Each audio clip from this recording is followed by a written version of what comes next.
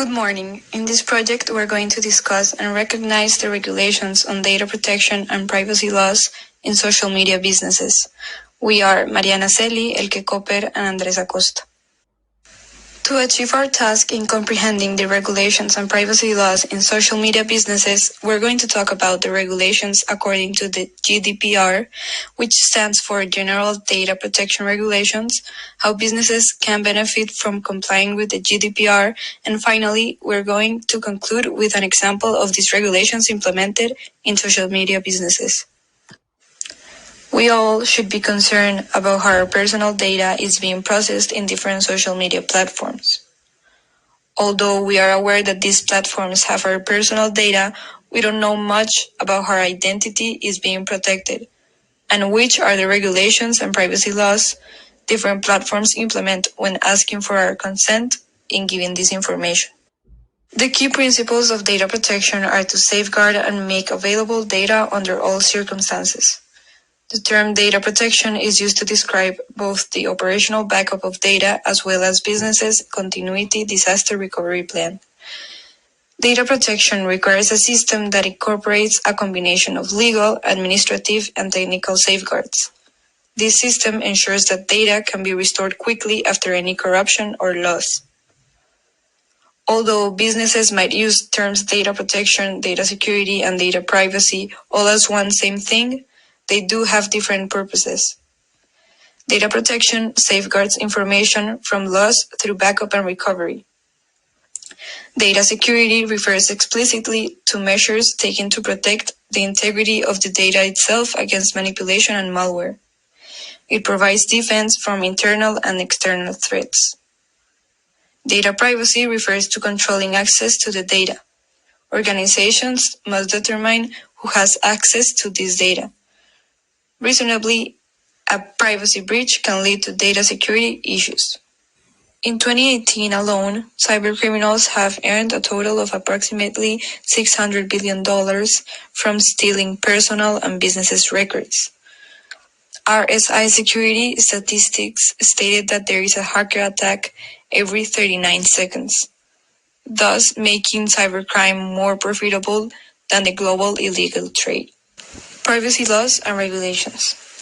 When talking about the privacy laws and regulations in social media businesses, we're making reference to the ability to easily move, copy, or transfer personal data about an individual from one technological environment to another.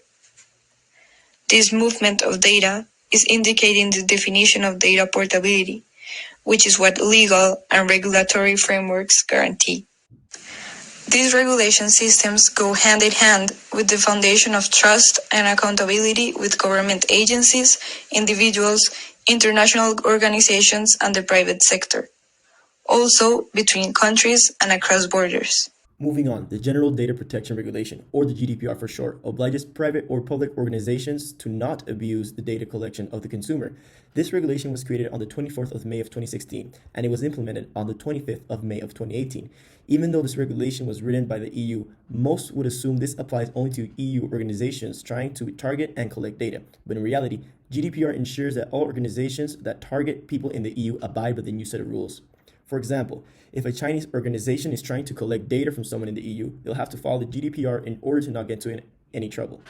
The GDPR was put together by European Parliament and the Council of the European Union due to the alarming cybercrime rates, ensuring data protection and social media privacy for citizens of the EEA, European Economic Area, and the EU, European Union. Here are some key aspects to the GDPR. Plain language should be utilized in privacy policies and explanations of how data will be used. Technical and legal jargon should be avoided at all times to avoid confusion amongst users. Clear consent is required to gather and utilize the data users with easy ways to opt out of some or all information collected. Consumers have to give the right to be forgotten on company networks. Users can opt out of target advertising, using their personal information to prevent unnecessary emails. Robust safeguards should be in place for information related to sexual orientation, race, health, political, and religious beliefs. Other key aspects include data security. Personal information should be stored and processed securely and protected against unauthorized or unlawful processing, loss, theft, destruction, or damage. Institutional oversight. Data protection and privacy often are subject to the oversight of an independent supervisory or regulatory authority to ensure compliance of privacy and data protection. Data sharing. Because the linkage of information across databases intensifies privacy and data protection concerns, legal framework can mitigate risk by stipulating all the purposes for which personal data in an ID system is shared by both government and non-governmental entities. Cross-border data transfers. Security of personal data transferred across national borders has been key for international consensus on the main idea of protection of personal data. User consent and control. Individuals' personal data should be collected and used with consent only if there is another basis in law for such collection and use. Throughout history, the right to privacy has been around since 1950 European Convention on the Human Rights, which states that everyone has the right to respect for his private and family life, his home, and his correspondence. While time passed, there was a need to innovate and keep the regulations up to date with all the new technologies and inventions created, such as the internet, computer, advertisements, etc. Most companies, such as Facebook and Google, have been under pressure for committing data breaches on its users. Looking at this, the EU decided it was time to protect citizens' data. Enter the GDPR. Now that we know what the GDPR is and how it came to be, let's take a look at how it has fared since its official implementation. As Europe.eu claims, the GDPR has been an overall success for the first launch of the regulations, though it is clear that it does have some room for improvement. This is a huge safety insurance for the residents of Europe, as they are now aware of their rights. Taking everything into account, the GDPR empowers people, meaning that they know that they have a way to legally combat companies and make them face consequences for their actions. Furthermore, if a company breaks or tries to go around the regulations, there will be fines. As per itgovernance.co.uk, fines may vary depending on the gravity of the crime and the place where the offense was committed. But the EU GDPR says that there's a maximum fine of 20 million euros or a 4% of annual global turnover. The decision on which fine to implement comes down to whichever is greater. On the other hand, the UK GDPR have capped the maximum fine at £17.5 million, or similar to the EU GDPR, 4% of the annual global turnover depending on which is greater. The reason as to why the UK does not use the EU GDPR is due to Brexit. However, companies may luck out and not have to pay a fine, as not all GDPR infringements lead to data protection fines. As for the UK, the following could be issued to the organization caught stealing: issuing warnings or reprimands, imposing a temporary or permanent ban on data processing, ordering the rectification, restriction, or erasure of data, and suspending the data transfers to third countries.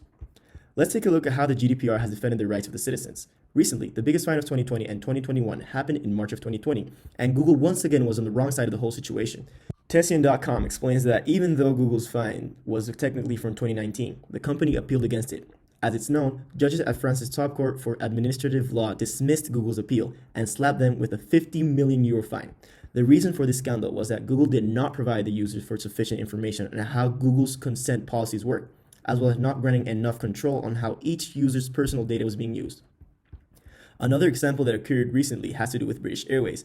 The company had its systems breached, and this affected 400,000 customers, as hackers were able to get their hands on almost everything: login details, credit card information, and the travelers' names and addresses. Due to not having enough security on their systems and allowing the hackers to obtain such information, British Airways were fined 22 million euros. Effect on business and economics. First of all, it is important to start with the definition of compliance. It means conforming to a rule such as a policy or a law. So, now we'll focus on how businesses can benefit or not from complying with GDPR regulation. First, businesses can boost cybersecurity practices. Probably the biggest advantage is that GDPR compliance enhances cybersecurity strategies of firms. After all, it's crucial for every business to protect themselves from the cost of data breaches in the context of the 21st century competitive markets. The legislation requires businesses to determine their security strategy and incorporate sufficient technical and administrative measures to protect the personal information of the EU citizens. These activities are essential for helping the organization minimize the attack surface and better understand what is going on throughout your network. In a 2017 cybersecurity breaches survey, experts revealed that 68% of large firms in the UK have encountered some form of cyber attacks. With the complexity and scale of these attacks accelerating, having a GDPR-compliant framework in place will establish a security-conscious workflow. Also, businesses can improve return on investments on social media strategies. A key concept of the GDPR is that businesses should optimize return on investment. By employing its policy and having consent of the data subject to process personal data, organizations can personalize their database of relevant customers that genuinely want to hear about their business. With this data at hand, businesses can experiment with niche marketing by creating personalized message towards specific interests and needs of a clearly defined audience. Using these strategies of tailored/personalized messages, businesses can build more trusting relationships with consumers, specifically their clients. When asking for consent of personal information, businesses must have to explain to the user how they will be using their data. The responsibility and transparency that businesses show to the public will encourage trust in their brand as consumers are becoming more and more conscious about how their data is handled. Therefore, organizations can use GDPR as an advantage to highlight that they care about privacy and trust. Eventually, it could even create competitive advantage. Businesses can enhance management of data. GDPR motivates firms to clean up redundant, obsolete data and information that adds little to no organizational value. By getting rid of this information, businesses can decrease costs of processing and storing this data. Businesses are asked to evaluate the data and implement mechanisms to make information searchable and accessible. It is essential for subjects to exercise their rights to be deleted from a certain system. This requirement enables businesses to restructure its organization and push productivity and efficiency in staff members while working with easily searchable, accessible, and accurate information. So, what is the impact on users and business? First, this is an opportunity for users. GDPR rises because in the modern digital economy, personal data is an essential resource that should be regulated. For users, it's a leap forward.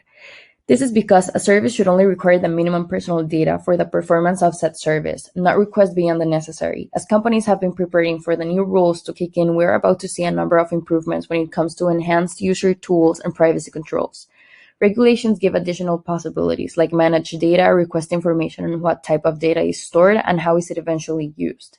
It gives emphasis on the importance of the user's valid consent, which is the heart of the GDPR, and when it comes to ensuring digital privacy in the long run as well.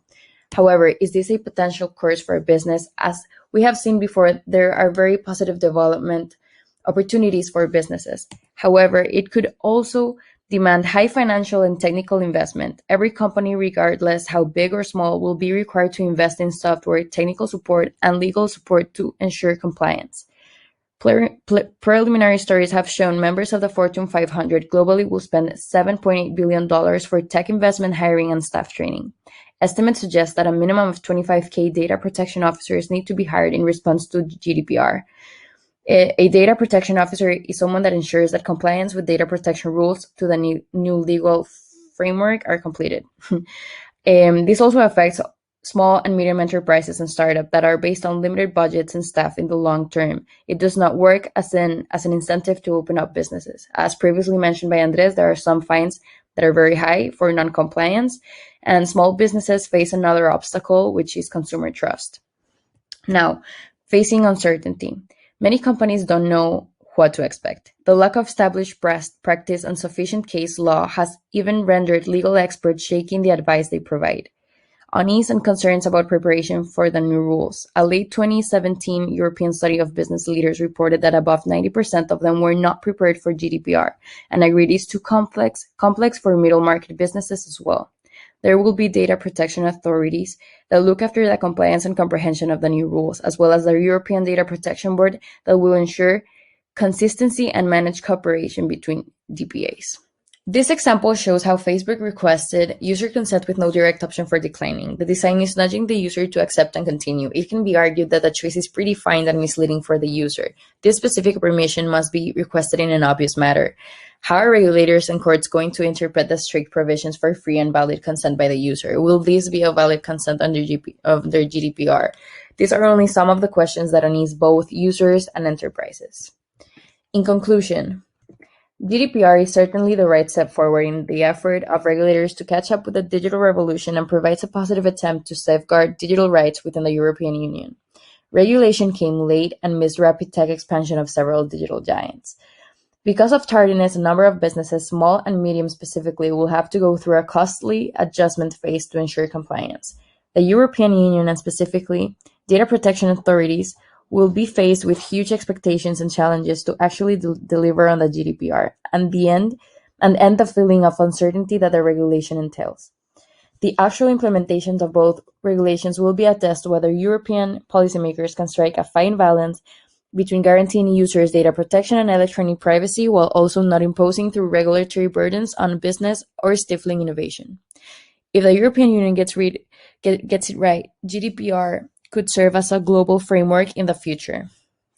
Thank you for your time.